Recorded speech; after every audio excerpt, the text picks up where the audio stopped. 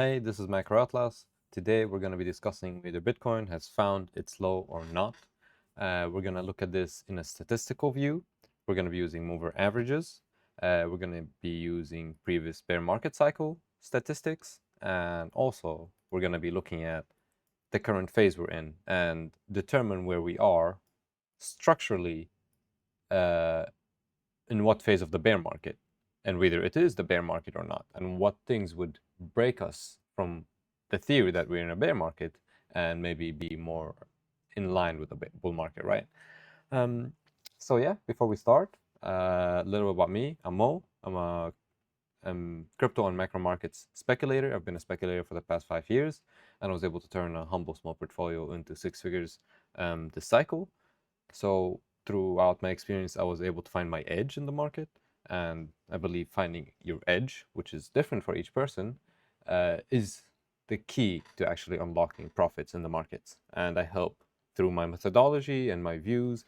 Maybe it can help you personalize your edge and find it as well. So without further ado, let's jump right straight into it. The first thing that a lot of people actually talk about is Bitcoin nearing its 200-day moving average, right?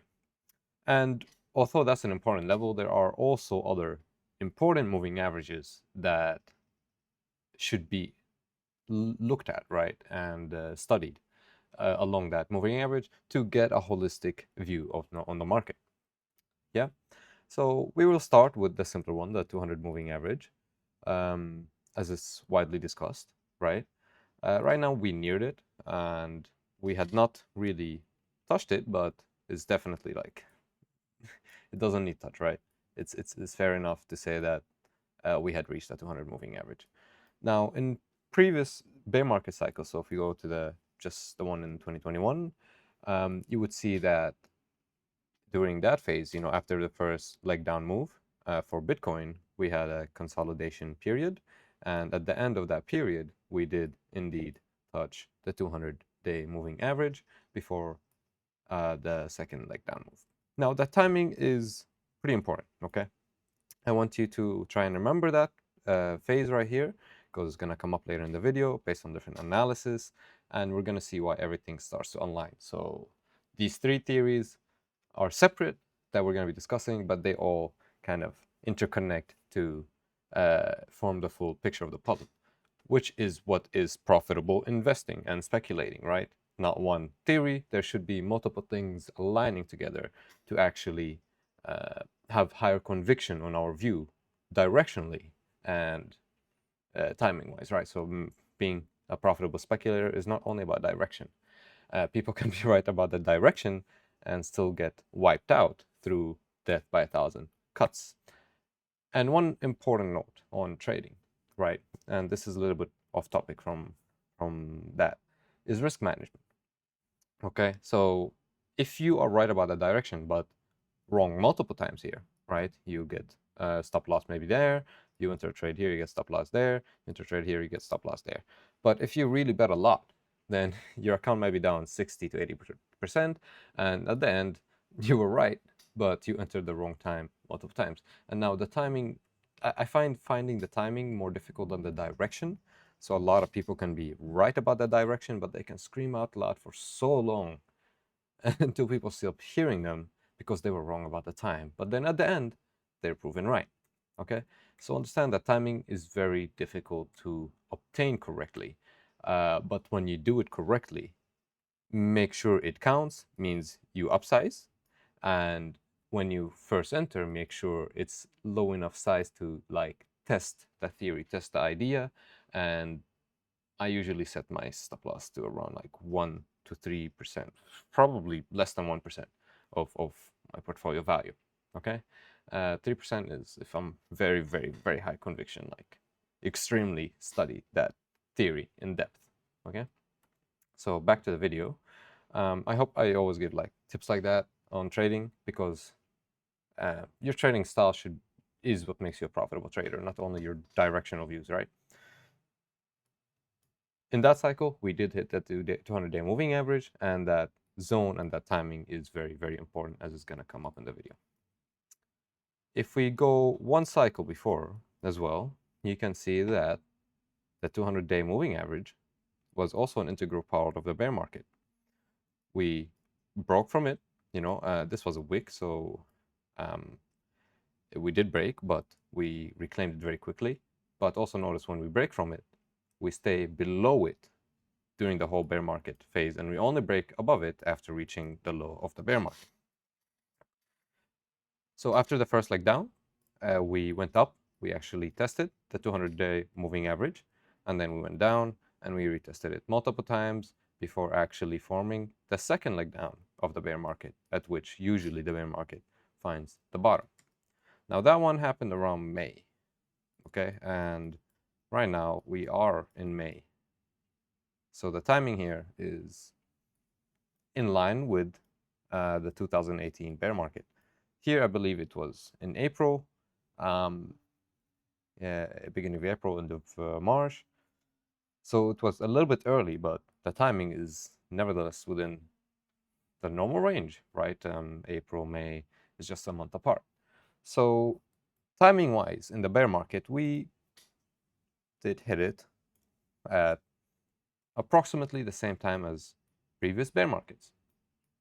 And here, notice as well, when we actually went below the 200-day moving average, we only broke above it after finding the low of the bear market. That's all consistent with previous bear markets. All right? If you go one bear market back as well, the 2013-14 bear market, you do see same structure playing out. The first leg down move going down, and then getting to be lagged. Let me see if I can.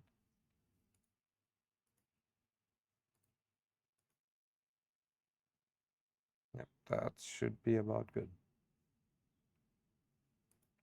Yeah, so the bear market came down, the first leg down move.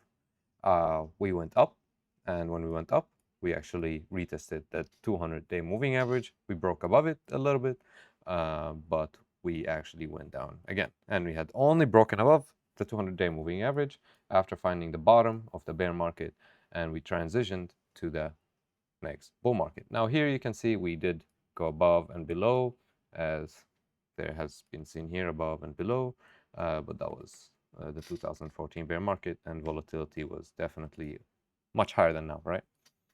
But just keep in mind that such things do and can happen, okay?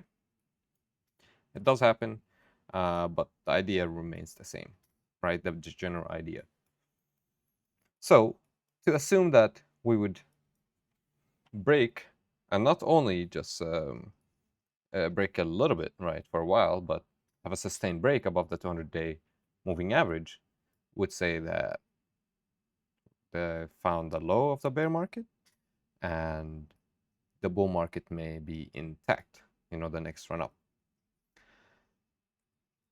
Now, of course, there's a possibility that we could also break and maybe form some kind of pattern up there and then break below it and continue the bear market, but that would deviate from previous bear market cycles. And if there's anything I learned about Bitcoin while trading it for the past 5 years, is it's better to stick with the theory that the cycle is intact than not. Because can you just imagine how many people previously have stated that the 4-year cycle is over and things are different now, and we are gonna have an extended cycle or whatever, right? Those guys got it wrong multiple times and lost money multiple times.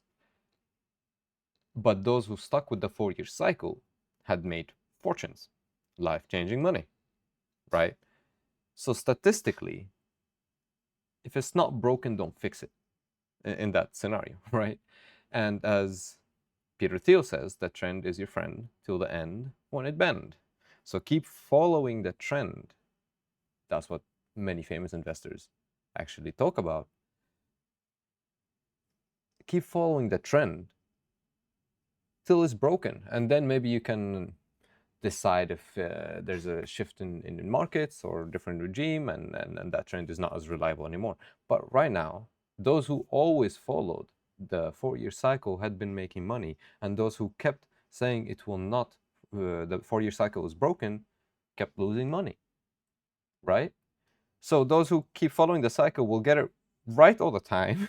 So one time they get it wrong. But those who keep saying the 4-year cycle is broken keep getting it wrong all the time, but eventually they will get it right. You see, the keyword is eventually they will get it right.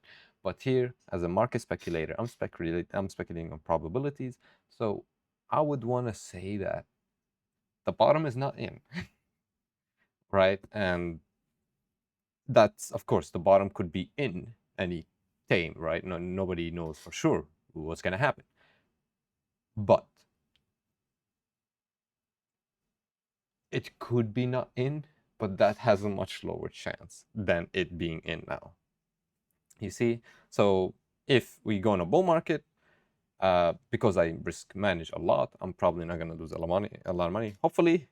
And I will switch my bias until I see some of the things being broken in previous bear markets, like having a sustained rally above the 200-day moving average, and we're breaking above it, and especially if we break above the 100-week SMA, okay? And that's the next point we're going to be talking about.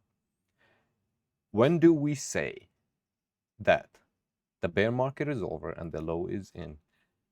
When do we say there's a higher probability that we're in a new bull market? What if this time is different? One thing is, of course, breaking the 200-day moving average and going higher. But what would be a bigger sign, a better sign, is breaking the 100-week SMA. And let's look into that, all right? So the 100-week SMA, you see, after the first leg down, you get a consolidation period, and you break the 100-week SMA, okay?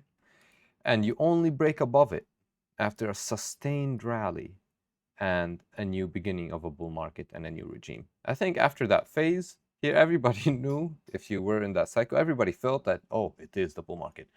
In that phase here, everybody was like, yeah, maybe still the low is not in, maybe we can go lower. Here, everybody knew that we were in the mood. That's the mood that felt. At least that's when I doubled down, that's for sure, okay? So that moving average felt pretty. I didn't even track it back then, but looking back, it's pretty meaningful signal. So if we go behind again, and we look at the previous cycle, we see that when we break below the 100-week SMA, we only break above it when there's a new regime and it's a bull market, right? We find the low. Here, we wouldn't say the bull market per se, but we retested it, we went below it, but when we broke it again, that was definitely the bull market phase. Now, we could form something similar like that for sure, but the low is definitely would be behind us if we cross above it. That's what historically we have seen. Right, we have seen. We go behind again, you find something very similar. So this would be the first early signal, right? Breaking the 200-day moving average and going down. But the really good signal is breaking the 100-week SMA and going down, right? That the low is near. And breaking above it is that the bull market has begun. The 200-day moving average is like an earlier signal, but the confirmation is really the 100-week SMA, in my opinion. So if we are to break, let's say both the 200-day, sustain above it, right, and skyrocket above the 100-week SMA, then the conviction that the bear market is over is, of course, statistically and probabilistically much higher. But as long as we are below and sustaining and respecting those resistance levels, those resistant moving averages, I don't believe the low is in. Okay? So that's one view using moving averages. How about we switch it to another view, right? Another theory on statistically calculating bear markets in terms of days and percentage drawdowns and dates, right? So I've done this already, and some time ago, before even the top right here. And so far it has been pretty good at predicting the path that we may take. Okay. So as I said, if we go from peak to bottom and calculate how many days it has lasted and the percentage decline, how many days, percentage decline, and we do that for every bear market, then we get such a range. Okay. First thing, we did draw down for around 380 days. Just let me confirm that one, because a lot of people say 364 is the average in sticky note, right? Yeah, around 410. Okay. So yeah, the average is 380 days from top to bottom. That would take us around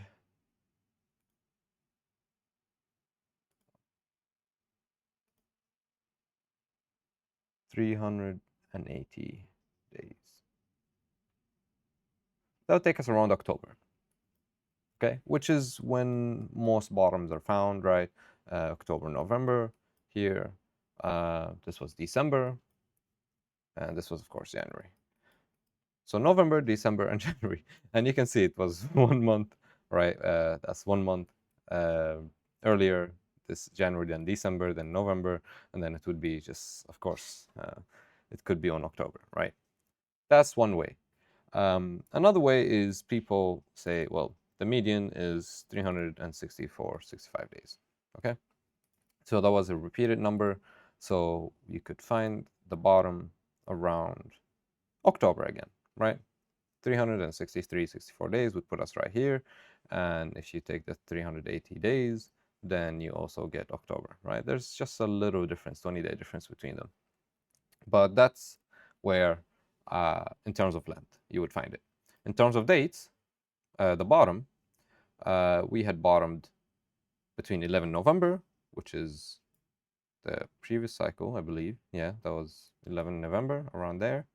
And of course, the latest we did is around January 12 or 9, around there, right? On the first bear market bottom that we had. So those in terms of dates, and this is in terms of 364 days. This is 1 year from peak to bottom is that line, that green line right there. And of course, if you get the average, it's there.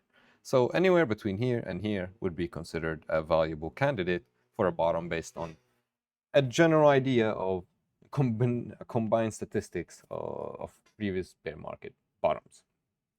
All right. Now, I do believe it is possible to go earlier a little bit or after a little bit. Of course, there should be some standard deviation that included in your calculation, right? Nothing just comes to the exact. Everything is just a little bit deviating from previous cycles, right? History does not repeat, it rhymes.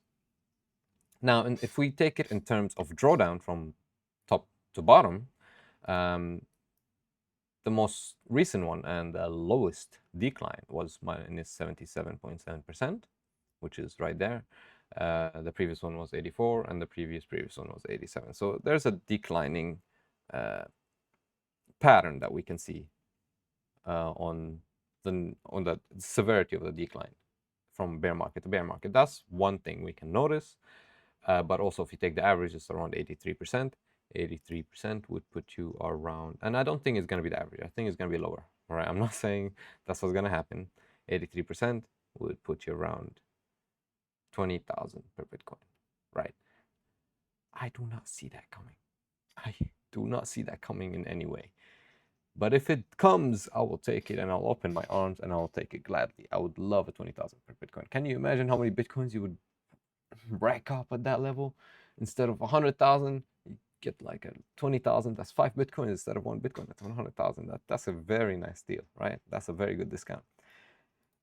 Anyhow, and that box measures, of course, the range. So the average is minus 83, sorry, and the range is between minus 77 to minus 87. That's the range. That's what the gray box just shows. Okay, and then you're like, whoa, whoa, whoa, whoa, Mo, minus 28,800 per Bitcoin. Are you crazy? You know, like, I mean, it sounds astonishing, right? Like, sounds too severe. right? Nobody can imagine such a number for Bitcoin. I mean, people can barely imagine 40. And statistics says we can actually go there. Well, thing is, notice from the first bear market bottom to the second one to the third one, we had seen a declining trend, right? So the trend is going down. That's one. So is it possible that we get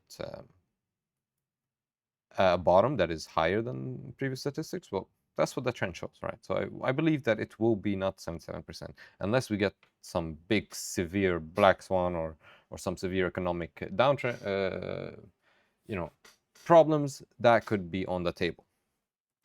But based on current macro environment and conditions, despite everything going to bad, I don't think it's bad enough to go to those levels, especially for maturing assets like Bitcoin, okay? How to determine where we could go? Well, we go back to moving averages a little bit, okay? And I'll give you a spoiler. I think it's going to be around here, and I'll give you the reasoning why first, right? Don't take anything without a grain of salt, of course. Nothing that's said in this video is financial advice. It's just for educational purposes only and to help you find your edge and to help you with your financial decisions. So this is just something you could consider for your analysis, your own analysis, right, and your own research. But this is what I, on my own, did my research and found some of those interesting things that I would like to share with you, okay? So in previous bear market, we see that we actually went just a little bit below, right, in the 2022 phase. We went just a little bit below the 300 week SMA, okay? That's one thing we can notice. Here, we had so slightly not touched it, but been very close to it, all right? That was in the previous bear market, the previous bear market, right, to 2018. And that wasn't at the bottom, right? That was a little bit above the bottom, but we did come back to reality at some point. Now, we could also check the previous bear market. Previous. Unconclusive, right? But we did touch and go below, I would say, if we extend that line right there, which, of course, there's no calculation because there's no data there. But if we just were to do some, off the napkin scratch and do some slight analysis, we did dip below it a little bit. And that was the 200 week SMA, okay? So what we know is we can definitely go to the 200 week SMA, and we can wick below and touch the 300 week SMA, and sometimes break just a little bit below it. And the more cycles, the more the asset is maturing, the more we're spending time below those higher moving averages, right? 300, 200, 300, 400, and sometimes breaking below them and renewing. So what the pattern says here is, yeah, we're slowly testing new moving averages of higher magnitude and of higher calculation in terms of days or weeks. But it is a slow process, okay? It is a slow process. Touching, then spending a little bit of time there, right? And in terms of the yellow line, the 200, we have touched it and touched it again, but in the 2021 bear market, we kind of sustained below it for some time, okay? So those are some of the observations we can see. So it is not naive to consider that Bitcoin will not only break below the 200 week SMA, right, and sustain below it a little bit, but also to break below the 300 week SMA and probably form some like sustained bottom there before going up, okay? That's my view. That's my view. That we will break below the 300 week SMA, and we're gonna have some like kind of sustained move there and find the bottom before we go up. So if you combine that with the previous view, we see that, let's get also the 200, right? 200 if we need it. Yeah, we're gonna break below the 200 week SMA, and then I believe we're gonna break below the 300 week SMA and maybe just do some consolidated thing, and maybe we go up, okay? But I do not know why I feel like it will not, we will not bottom here. I feel like the major support is around this level. I believe that going, based on current conditions, going around 70 or let's say like 64 to 70% is plausible. Right? That's what I think could happen. A break below the 300-week SMA, and maybe a wick into the 40 to 35 to 40K a Bitcoin. That seems reasonable to me, especially that major support comes right here. Right? I think this will be quite important theme, because here's also why the rally started. Right? Psychologically, this is where the ETFs were released, and this is all the ETF hype that happened there. Started there, but definitely we got the approval around that zone. So psychologically, I think giving up the gains of the ETF euphoria would be enough of a mean reversion to kind of go back on track. And also breaking below the 300-week SMA and maybe wicking into that zone does not seem impossible to me. However, maybe not going to that zone, staying in here would also be possible. I don't think we're gonna have time for that theory right there, but we'll definitely discuss it in the next video. I hope you learned a lot about some of the moving averages we have talked about here. If we do break above the 100-week SMA, then of course conviction that the bear market has ended and the bottom has been found is much higher. But if we actually get rejected and we make a sustained move to the downside with higher volume, then definitely there are some lows. Now you know where we could go. Now you know the timing of it. And one thing I want to show you is liquidity is very important. And I'm preparing another video where I'm aggregating all the Fed's liquidity, right, that they have been injecting into the economy, into a chart that can be studied. So we can see the effect of liquidity on Bitcoin, on the stock market, on oil, on gold. So if you would like to see that video coming out, then do please like, and if you enjoyed this video, do subscribe. So I'll see you in the next one. Bye bye.